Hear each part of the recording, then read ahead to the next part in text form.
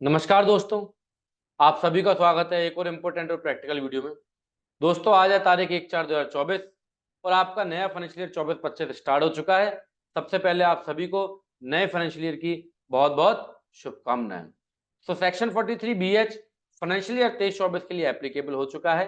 23-24 आपका समाप्त हो गया है। अब आपको अपनी बुक्स ऑफ अकाउंट को फाइनलाइज करना है। सेक्शन 43 BH के बारे में आपको थ्योरेटिकल नॉलेज बहुत सारी हो चुकी है, बट इसकी एंट्री बुक्स ऑफ अकाउंट में कैसे करनी है, अगर हमारा ऑडिटर किसी एक्सपेंस को डिसअलाउ करेगा तो उसे बुक्स ऑफ अकाउंट में किस तरीके से रिकॉर्ड करना है, ये आज की वीडियो का मुद्दा रहेगा। तो आज की वीडियो में मैं आपको सिखाने वाला हूं कि अगर आपका ऑडिटर सेक्शन 43 BH के अंदर आपके एक्सपेंस को डिसअलाउ कर देता है, मतलब आपकी परचेज को डिसअलाउ कर देता है, क्योंकि अगर आपने सप्लायर का पेमेंट टाइमली नहीं किया, जो कि सेक्शन 43 BH और MSME एक्ट के अंदर डिफाइन किया गया है, तो आपको ऑडिटर आपके एक्सपेंस को डिसअलाउ कर देगा। और टैली में कैसे एंट्री पास करनी है बिना किसी देरी के फटाफट से सीख लेते हैं। बहुत ही इंपॉर्टेंट है और बहुत ही काम आपके आने वाला है। तो सबसे पहले हम चलेंगे सर टैली सॉफ्टवेयर के ऊपर। टैली सॉफ्टवेयर पे मैं आ चुका हूँ। P&L मैंने परचेज की को P&L की को मैंने प्रेस करा। यहाँ पर आप देख रहे हो मेरा प्रॉफिट है 14 लाख रुपए। कितना है सर मेरा प्रॉफिट?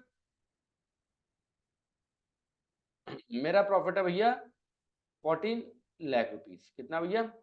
14 लाख रुपीस मेरा प्रॉफिट है। ठीक है। यहाँ पे मेरी परचेज है 30 लाख रुपए की। मान लो इसमें से 5 लाख रुपए मेरे ऐसे हैं, 5 लाख रुपए के सप्लायर मेरे ऐसे हैं जो कि एमएसएमई में रजिस्टर है, एमएसएमई में रजिस्टर है और माइक्रो एंड स्मॉल में है, मैन्युफैक्चरर सर्विस सेक्टर में से है। अगर उनका मैंने टाइमली पेमेंट नहीं किया तो ऑडिटर साहब मेरे एक्सपेंस को डिसअलाउ कर देंगे। तो हम यहाँ पे एज्यूम कर रहे हैं कि 5 लाख रुपए की मेरे परचेजर ऐसी है जिसको मेरे ऑडिटर ने डिसअलाउ कर दिया है। क्यों कर दिया है? क्योंकि एज पर सेक्शन 43 BH आपकी अगर बुक्स ऑफ अकाउंट ऑडिट होती है और आपका सप्लायर एमएसएमई के अंदर रजिस्टर है और वो माइक्रो एंड स्मॉल है, उसका पेमेंट अगर आपने टाइम से नहीं किया है तो आपके एक्सपेंस को डिसअलाउ कर देगा। आपको ऑडिटर वो इनकम में ऐड हो जाएंगे। अब वो इनकम में ऐड कैसे होंगे और बुक्स ऑफ अकाउंट में उसकी कैसी एंट्री होगी, ये मैं अभी आपको दिखाने वाला हूं। कोई रॉकेट साइंस नहीं है, बहुत ही सिंपल सा अकाउंटिंग के कंसेप्ट अगर आपके क्लियर है तो आप भी इस एंट्री को अपने आप से बनाना अभी तक सीख गए होगे। नहीं सीखे होगे तो इस वीडियो को देख के सीख जाओगे। हमारा मोटिव यही है कि आपके अकाउंटिंग कंसेप्ट क्लियर हो, कुछ भी रॉकेट साइंस इसमें नहीं है।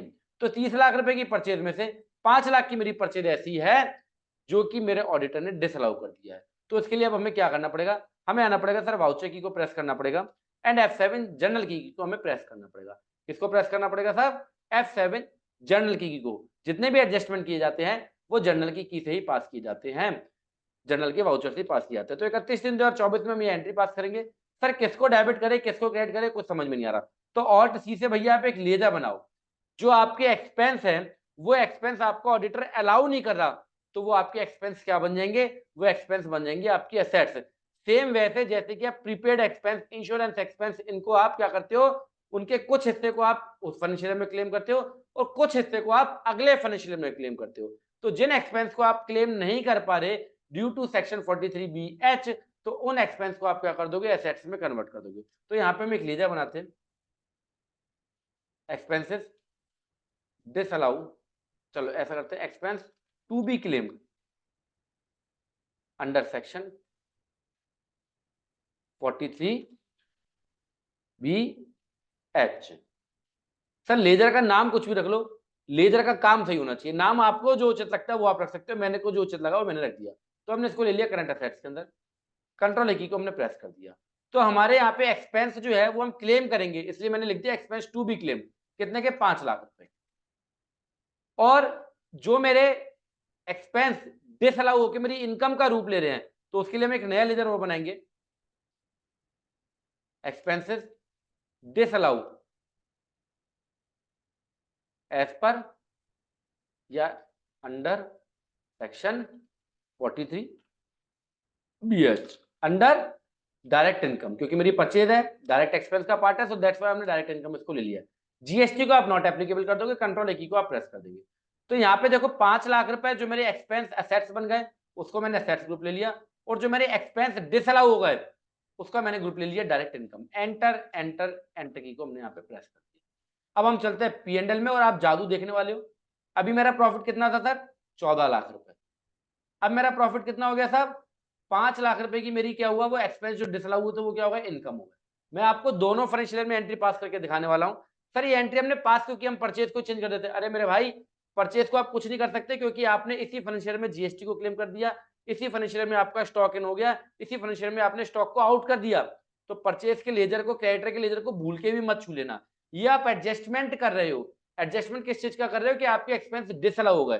तो परचेज को आप नहीं छू सकते, परचेज के बिलों को आप नहीं छू सकते क्योंकि उनकी आईटीसी आप क्लेम कर चुके हो, उन स्टॉक को आप इन कर चुके हो, उन स्टॉक को आप आउट कर चुके हो, सन्डी कैटर के लेजर्स में एंट्रीज पास कर चुके हो। तो इसके लिए हमने क्या करा, एक जर्नल एंट्री पास कर दी और हमने जो हमारे एक्सपेंस थे जो कि डिसअलाउ हो गए, उसको हमने क्या कर दिया, उसे हमें इनकम का रूप दे दिया। तो 5 लाख रुपए की मेरी इनकम बन गई। तो इससे क्या हुआ सर, मेरा प्रॉफिट बढ़ गया, जो कि 14 लाख था वो प्रॉफिट कितना हो गया, 19 लाख रुपए हो गया। अब यही आप बैलेंस शीट में जब आएंगे तो बैलेंस शीट में क्या होगा, आपके एक्सपेंस खड़े हो गए, expense to be claimed 5 lakh rupees. अब चूंकि पी&एल के जितने भी हेड होते हैं वो नेक्स्ट फाइनेंशियल में कैरी फॉरवर्ड नहीं होते, और बैलेंस शीट के जितने भी हेड होते हैं वो नेक्स्ट फाइनेंशियल में कैरी फॉरवर्ड होते हैं। बहुत ही काम की बातें हैं, हालांकि ये बातें आपने यूट्यूब पे नहीं सुनी होंगी। यूट्यूब पे तो आपने ये सुना होगा how to create company, how to delete company, और जीएसटी में हो गया इतना सारा बदलाव। पर ये काम की बात जो है थोड़ी कम ही आप सुनते हो। पी&एल के जो जितने भी लेजर्स है वो आगे कैरी फॉरवर्ड नहीं होते, उनके बैलेंसेस। बैलेंस शीट के जितने भी लेजर होते हैं वो कैरी फॉरवर्ड होते हैं। सर आपकी बात का हमें बिल्कुल भरोसा नहीं है, आप इसे प्रैक्टिकल करके दिखाओ। तो भैया अभी मेरा फाइनेंशियल क्या देख रहे हो, 23-24 ओपन है। क्या है, फाइनेंशियल 23-24। अब मेरा फाइनेंशियल में अब क्या कर रहा हूँ, 24-25 को ओपन कर रहा हूँ एंड पी&एल को मैंने प्रेस करा। तो आप देखोगे मेरे सारे लेजर क्या हो गए, जीरो हो गए।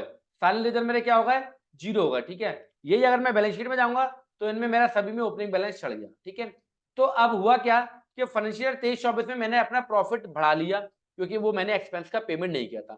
बट फाइनेंशियल 24-25 में मैंने उनका पेमेंट कर दिया, तो मैं क्या एंट्री पास करूंगा।